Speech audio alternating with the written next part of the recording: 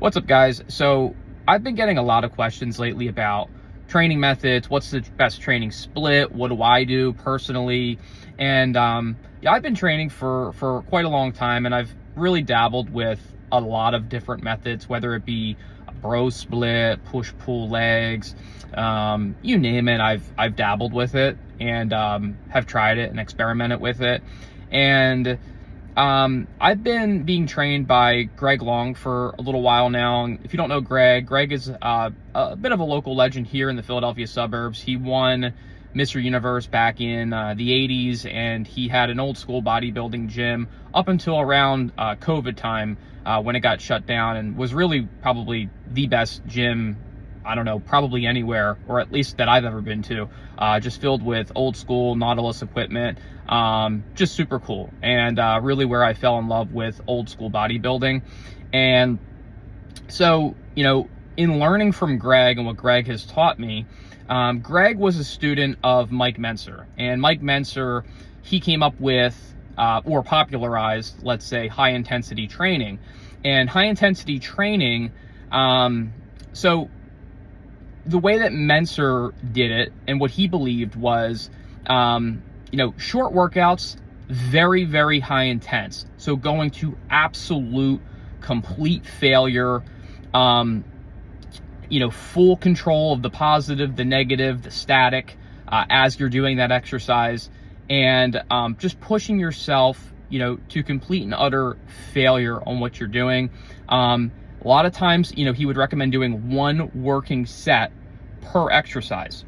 So, you know, not very much volume happening, but really, really high intense training for the sets that you are doing.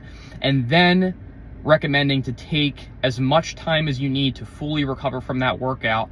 So that could be 4, 5, 6 days. So it could turn out that you're training once a week, twice a week, maybe max. That's what Mentzer, you know, wrote about, and that's kind of what he believed in. I take a lot of what Mentzer does, and when I say I'm just replicating what Greg is telling me to do. So really what I'm giving you here is Greg's philosophy, not necessarily mine, but it's really worked very well for me, and so far it's been the best training method that I've seen in terms of results. I highly, highly recommend it.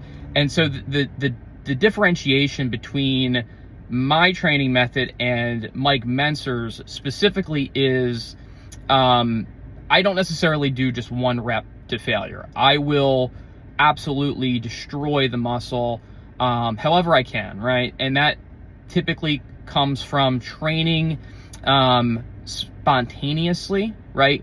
Trying things that I haven't done before, coming up with new ideas, getting creative with every workout. So no workout that I do is ever the same. I'm always trying to, you know, come up with new ideas, come up with new ways to stimulate the muscle. And, you know, doing more than one working set. I mean, I'm typically doing, you know, 3 to 4 solid working sets per exercise that I'm doing. I mean, you know, typically. Now, on occasion, I do implement Mike Mentzer's method. I think it does work, you know, to some extent. I'll give you an example.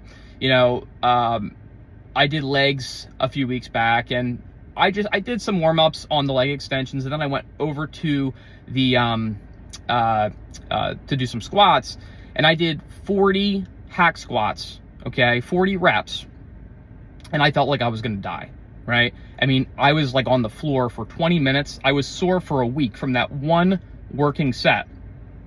So it absolutely can work, and I do that on occasion.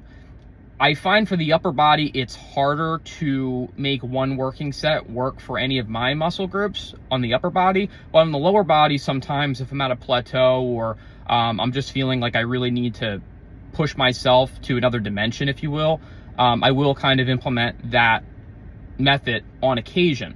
I think the real key, and what Greg would agree with, the real key with what Mentzer, you know, talked about, and I think kind of leaving that one set alone, because that's very controversial, and I understand why. And it's not necessarily because it doesn't work, but I want to make sure when I get in there that I'm taking care of business and that I'm breaking that muscle down.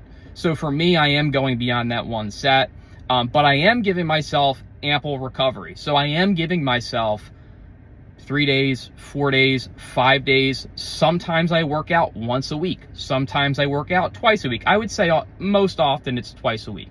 Most often I'm taking 3 or 4 days off. I don't come back until I'm fully recovered. And I'm usually pretty screwed up from any of my workouts because they're always a little different. I'm going to extreme failure, and 9 out of 10 times I'm training with a training partner.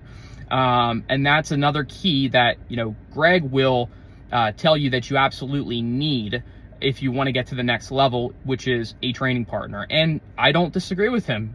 As inconvenient as that can be for many of us, right? With our routines and our schedules, it's hard to sometimes, get a training partner. But when you have a training partner there who can spot you, and who can give you that little bit of assistance to get to somewhere where you otherwise couldn't get on your own, that's how you can propel yourself to the next level to make that muscle grow. So, these are the things that I've implemented, and they've worked very, very well. I understand that for some, it may not work because they just mentally need to be in the gym more frequently. They need to be in the gym every day or 4 or 5 days a week for the mental side. And I understand that. I mean, I have a pretty busy lifestyle. So for me, this works out great as somebody with a family, as somebody who doesn't want to be in the gym, like Arnold, who, Arnold would go to the gym 6 days a week, sometimes twice a day. And that was pushed, heavily back in the 80s and the 70s by guys like Arnold. It was really more of a volume game for them. And, there's no, definitive right way to do things or wrong way to do things. I'm just sharing personally what has worked for me, and I've experimented with a lot of things. Doing the more high volume stuff, ultimately I hit a plateau with it, and I just stopped growing. I actually started to shrink. My muscles started to just it was just like static, like nothing was happening, and I knew I needed to change. And in my opinion, this kind of training, the training that I'm doing, it keeps things fun, it keeps things interesting. You're not in the gym often, but when you go, it's game day. It's an event, right? Like you're pushing yourself that day to places that you haven't been before, and something's going to happen as a result of the workout, which is exciting. And I'm seeing it. I'm still carrying around more body fat than I would like to right now. So I'm cutting down. I'm in the cutting phase, and getting pretty. And we'll get there. It's going to take a couple more months as we kind of come down and lose some weight. But nonetheless, guys, like I said, I just wanted to share that with you all. Hope that you found that helpful. If you have any questions, anything I can help you with, just drop a comment, shoot me a message. I'm more than happy to help you guys. And that's all I got for you.